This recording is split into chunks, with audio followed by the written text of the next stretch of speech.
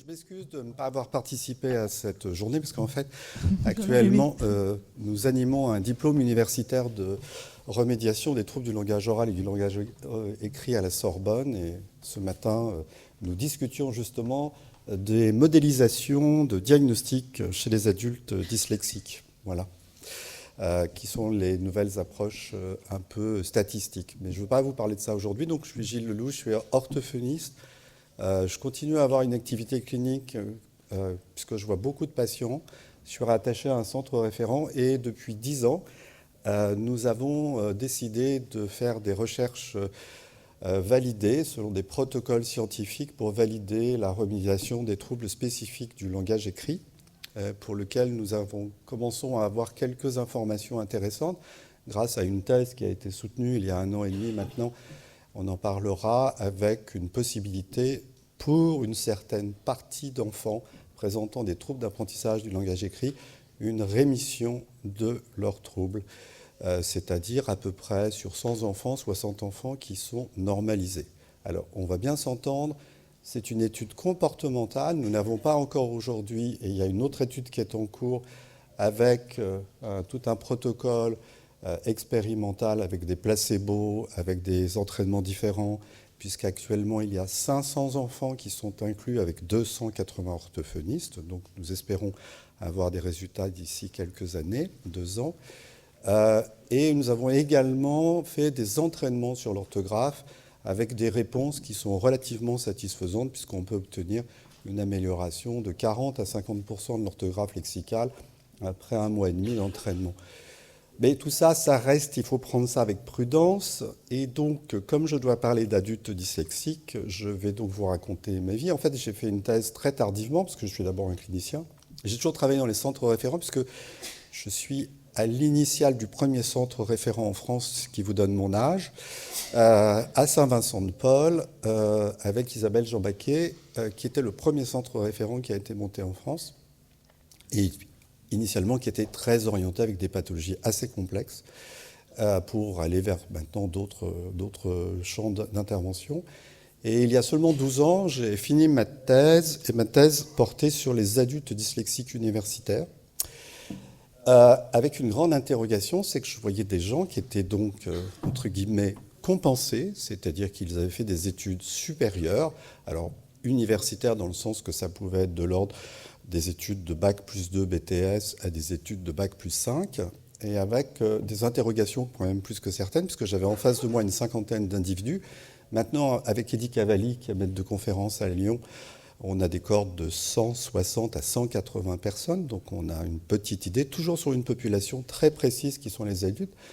Et grâce à Pauline Pratt, j'en parlerai tout à l'heure, qui va soutenir sa thèse, j'espère, à Genève dans 1 an, après beaucoup, nous avons 95 enfants, 80 adultes dysphasiques, d'accord, qu'elle a pu étudier de façon à essayer de comprendre un peu comment on peut intervenir auprès de ces individus. Et elle m'a demandé de remercier Avenir Dysphasie, en tout cas qui l'a aidé à un moment dans la recherche de cette population. Très rapidement, la question, en fait, il y a 10 ans, en tout cas sur les adultes dyslexiques, je vais vous parler un petit peu de la dyscalculie, mais je vais être assez rapide. D'abord, parce que je ne suis pas expert sur la question, et que 2, il y a tellement un flou artistique sur la dyscalculie aujourd'hui, en tout cas en termes de définition des causes de la dyscalculie, que je ne rentrerai pas dans les détails de cette particularité, mais ça, je pourrais répondre s'il y a une question, mais je ne suis pas du tout spécialiste de ça.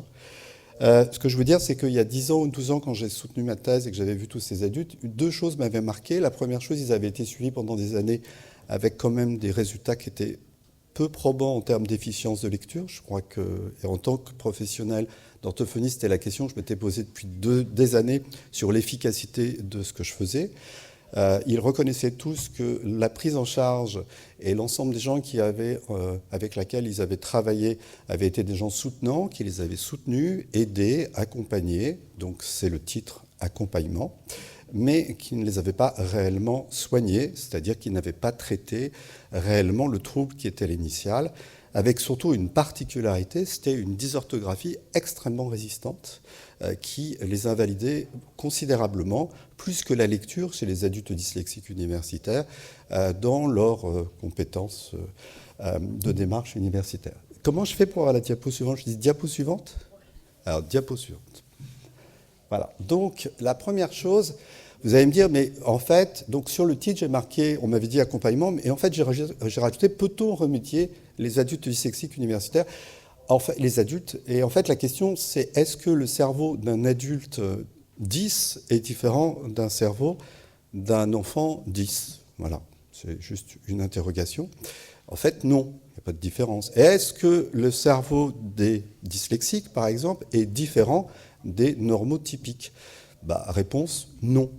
Voilà, il y a assez d'études aujourd'hui qui montrent qu'il n'y a pas de différence au sens propre du terme. Il y a juste une différence dans l'équilibration des procédures et des fonctions. Donc, un premier point qui est extrêmement important dans une idée, mais encore dans une population bien définie, et on va y revenir, c'est que quand vous traitez des enfants qui sont dyslexiques, on va parler de dyslexique parce que c'est un modèle programmatique qui va nous aider à réfléchir sur des pathologies plus complexes, parce que bien sûr, le langage oral est une pathologie plus complexe que la lecture, c'est que juste, ça nous permet de voir qu'en fait, ce n'est pas un problème que c'est cassé, que ça ne marche pas, contrairement à ce qui a été vendu dans les années 20 sur les premières présentations d'IRM, on vous disait ça ne s'allume pas, donc il faut l'allumer. C'est faux, c'était juste des calculs statistiques, et ça a été largement invalidé dans la littérature.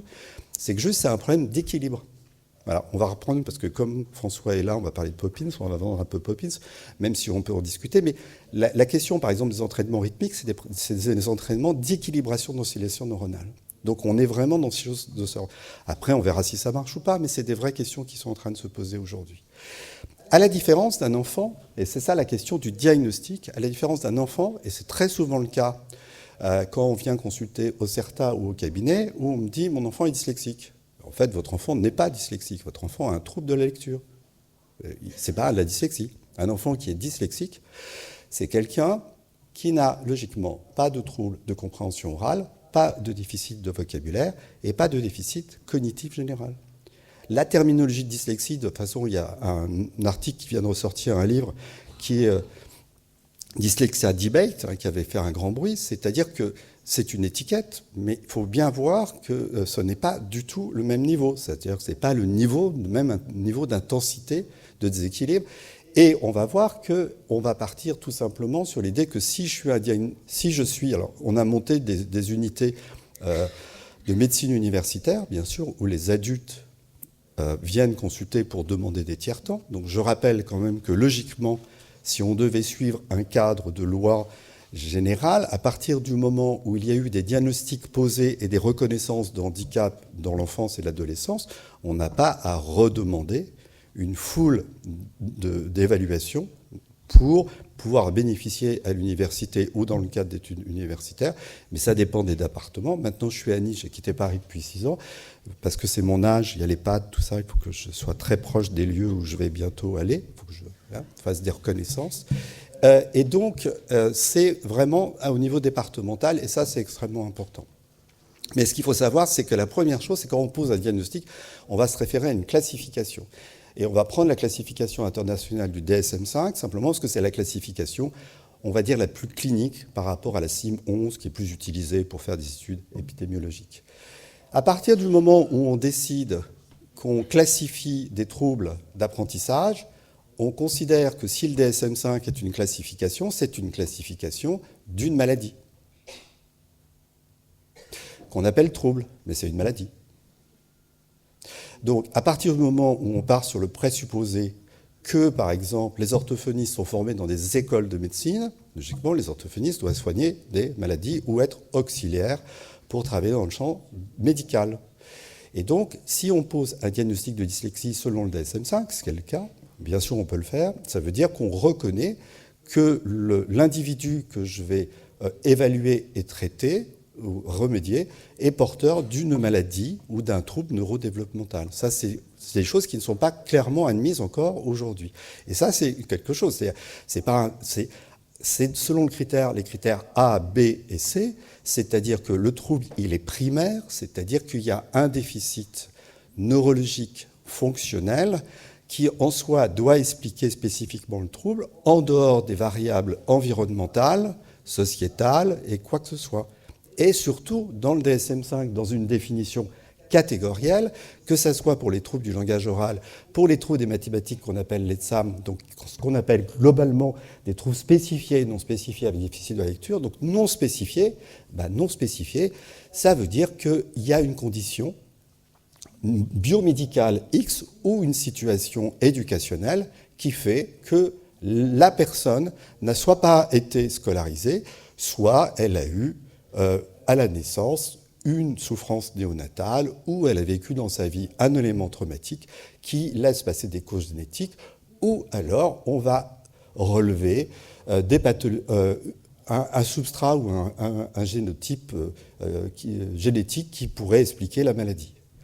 Donc ça pose une vraie question aujourd'hui quand on va dans les centres référents ou quand il y a des consultations, c'est que les gens, je comprends très bien, et je comprends très bien les parents, ils viennent avec une idée que c'est la dyslexie, et on est obligé de leur dire « Ah, on est désolé, mais votre enfant, possiblement, il a un trouble de la lecture, mais ce n'est pas spécifique. C'est-à-dire que son trouble de lecture, il n'est pas tout à fait expliqué de la même façon que de la dyslexie. » Alors pourquoi j'insiste beaucoup sur cette catégorisation, ça a un sens, c'est que toute la littérature, 5 minutes 10 minutes, c'est bon. Que toute la littérature, je vais le faire, que toute la littérature, elle est fondée sur les adultes dyslexiques. Suivant.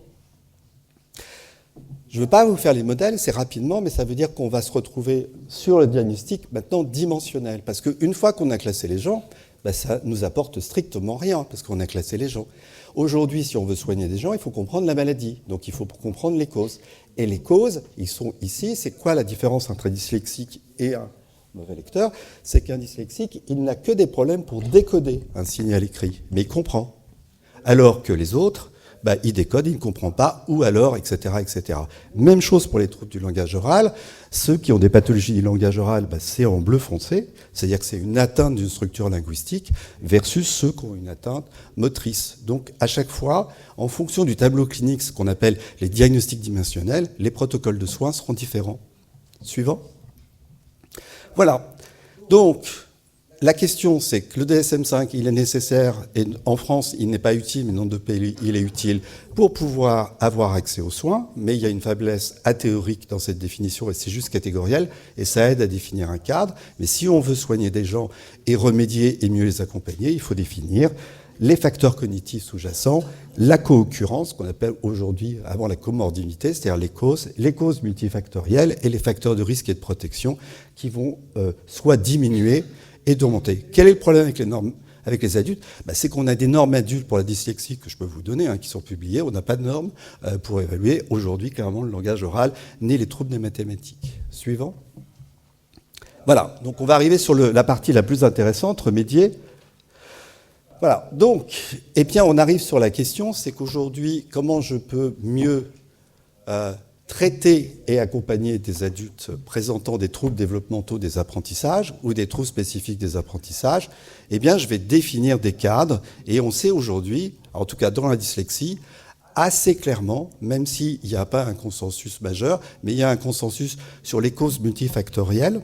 Et parmi ces causes multifactorielles, soit on a des troubles phonologiques, et parmi, par exemple, les troubles phonologiques, il y a les interventions rythmiques, parmi les troubles phonologiques. Mais les interventions rythmiques ne sont pas les seules informations qui peuvent traiter des troubles phonologiques. Il y a d'autres types d'interventions qui vont traiter des troubles phonologiques. Parmi les troubles visuels ou visuels-attentionnels, vous avez des entraînements visuels. Vous avez aussi des entraînements de type de mémoire orthographique qui vont, et les traitements intermodalitaires, c'est un système où on n'arrive pas à connecter une représentation visuelle et sonore. Ce que je veux juste dire, c'est que jusqu'à maintenant, la rééducation et la remédiation n'a porté, et que ce qu'on fait depuis des années, en fait, on traite la partie visible de l'iceberg. C'est quoi la partie visible de l'iceberg? Il lit pas bien, alors on le fait lire. On sait aujourd'hui que ça ne suffit pas pour améliorer l'efficience en lecture. Il écrit pas bien, alors on le fait écrire. Ceci ne suffit pas si on ne comprend pas la raison pour laquelle il y a un dysfonctionnement. Parce que c'est juste une expression. Mal lire, c'est l'expression de déficit sous-jacent. Avoir des fautes d'orthographe, c'est l'expression de déficit sous-jacent.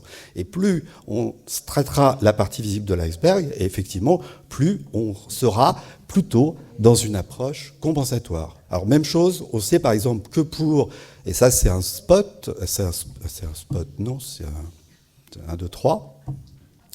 Alors, en fait, on sait que par exemple, pour les enfants qui ont des troubles du langage oral, la cible, c'est pas le vocabulaire, en première intention, même chez les tout petits enfants, c'est la mémoire verbale. C'est la mémoire verbale qui doit être entraînée de façon intensive et systématique avec des supports. Et non pas essayer qu'il parle bien et qu'il fasse des phrases correctes. C'est en seconde intention. Ce qui cause, et qui est une principale cause du dysfonctionnement général du langage, c'est un déficit de mémoire. Et bien sûr, on retrouve des déficits de phonologie. Et pour les troubles du calcul, où je ne suis pas compétent, où je ferai vite, en fait, c'est très compliqué entre un problème purement de subitizing, de ne pas avoir la notion de quantité, et un déficit de fonctionnement général, et surtout d'anxiété de performance en mathématiques, qui est prouvé aujourd'hui, puisqu'il y a 30% des enfants qui peuvent venir consulter pour un trouble des mathématiques, et en fait, c'est une anxiété de performance. Ça a été en grande partie validé dans la littérature. Hop, j'ai bientôt fini. Donc, on arrive à 3 grands comment accompagner et remédier. Eh bien, c'est ce que je vois, c'est-à-dire, quelle est la position thérapeutique qu'on va avoir ? Nous, on a une position thérapeutique à la fois clinique, puisque c'est nos approches cliniques, et à la fois de chercheurs, qui est qu'on va traiter les causes. Donc, pour traiter les causes, il y a une condition sine qua non. Il faut que les gens à qui on va donner des entraînements, il faut qu'ils les fassent tous les jours. Au moins 10 minutes par jour. Au moins 6 jours par semaine. Et il faut qu'ils fassent une seule chose et un seul entraînement ciblé. Pas 300 000 trucs. Il ne faut pas qu'il y ait de lapin sur la feuille de papier. Et il ne faut pas qu'il y ait un petit jeu à la fin de la séance pour que ça aille mieux. Je suis plus que direct. On est là pour s'entraîner. On prend ces médocs. Je suis un peu cash. On prend ces médocs. Et si on prend ces médocs, au bout de 3 semaines, 1 mois, on a un effet ciblé sur la tâche. Soit un effet spécifique, soit un effet de généralisation. Aujourd'hui, on a assez de données pour savoir que ça marche. Et de toute façon, dans la littérature, on est clair. Pour changer les connectiques et l'ensemble du système de plasticité neuronale, il faut faire des entraînements tous les jours, de façon intensive, et surtout ciblée. C'est-à-dire de ne pas multiplier les informations. Et ça, c'est une chose importante. Alors, on peut le faire sur les procédures sous-jacentes et sur les procédures de lecture. Le deuxième chose, c'est la compensation. La compensation, c'est ce qu'on fait aujourd'hui.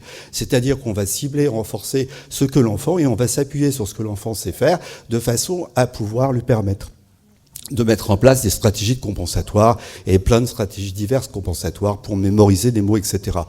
C'est parfait, sauf qu'on sait que si vous êtes dyslexique, en fait, vous êtes dyslexique avant d'apprendre à lire. Et déjà, votre cerveau a déjà compensé. Il y a des études qui montrent qu'il y a déjà des mécanismes naturels de compensation. Et que la compensation, elle est déjà installée dans votre système. C'est que si vous êtes dans un système qui est déficitaire ou déséquilibré, votre cerveau, naturellement, va se mettre en système de compensation. Donc c'est l'étude.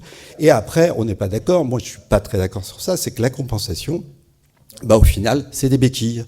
Donc, si vous compensez, vous mettez des béquilles. Si vous mettez des béquilles, vous augmentez la charge cognitive. Si vous augmentez la charge cognitive, au final, vous n'arrivez pas à obtenir une automatisation. C'est ce qu'on a démontré sur des entraînements de vitesse de lecture.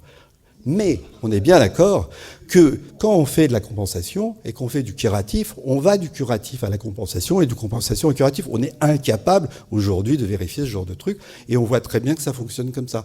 Donc il ne faut pas être non plus extrémiste et ayatollah, je m'excuse de cette prononciation, et parce qu'il faut toujours avoir une souplesse. Le troisième point, c'est adaptatif. Alors là, c'est un vrai problème. C'est-à-dire qu'à partir du moment, à quel moment on décide qu'on met un enfant sur clavier, sur dictée vocale, est-ce que les enfants qui ont des troubles spécifiques du langage écrit auraient besoin d'adaptation? À quel moment on va décider qu'on va leur faire lire un livre avec des polices adaptées? Tout le monde sait que ça marche, ça aide les enfants, mais ça ne les guérit pas. C'est un système adaptatif.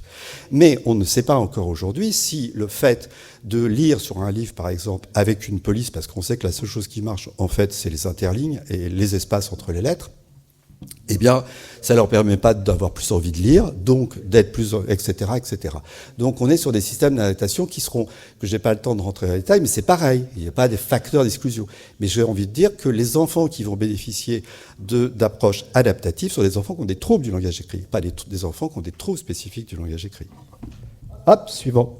Bah voilà, c'est la dernière dia. Donc, même si ça paraît un peu étrange, parce qu'on a très peu de données dans la littérature sur les entraînements, on en a quelques-uns, et j'en ai quelques-uns sur le plan empirique, puisque on a à peu près une vingtaine d'étudiants qui sont suivis de façon empirique. Entre autres, par exemple, la dernière est une jeune fille qui est en 5e année de médecine. J'ai pas parlé du dépistage, où ça, c'est des études qui ont été menées par Élise Lefebvre et Etty Cavalli à Lyon, où il y a beaucoup d'enfants, par exemple, qui sont dépistés dyslexiques à 20 ans. Alors qu'ils viennent consulter. C'est-à-dire, il y a un effet de charge, on les dépiste. Donc, ça c'est assez robuste, on a maintenant les moyens de les dépister de façon assez robuste avec des tests et surtout des arbres de prédiction qui sont assez clairs. On a aussi les moyens de savoir que quand, chez les adultes, on peut augmenter la vitesse de lecture, on peut améliorer l'orthographe. C'est le cas on va l'appeler Océane, qui est en 5e année de médecine, qui est en train de souffler et qui va faire un protocole d'entraînement de rééducation de l'orthographe et qui, on l'espère, comme pour certaines, marchera. Fonctionnera, ça marche pas, un truc. Ça fonctionne. Non, j'ai pas fini. Alors, bien qu'il y ait encore peu de publications concernant la remédiation des adultes avec troubles spécifiques, les données actuelles sur la littérature neurodéveloppementale chez l'enfant et l'adolescent, puisqu'il n'y a pas de différence, laissent supposer que si vous êtes adulte, vous pouvez consulter, bien sûr, pour bénéficier, encore une fois dessus, d'une approche sans doute curative, en faisant bien la différence si vous êtes un adulte qui présente un trouble spécifique du langage écrit ou si vous êtes un adulte qui présente un trouble du langage écrit avec comorbidité.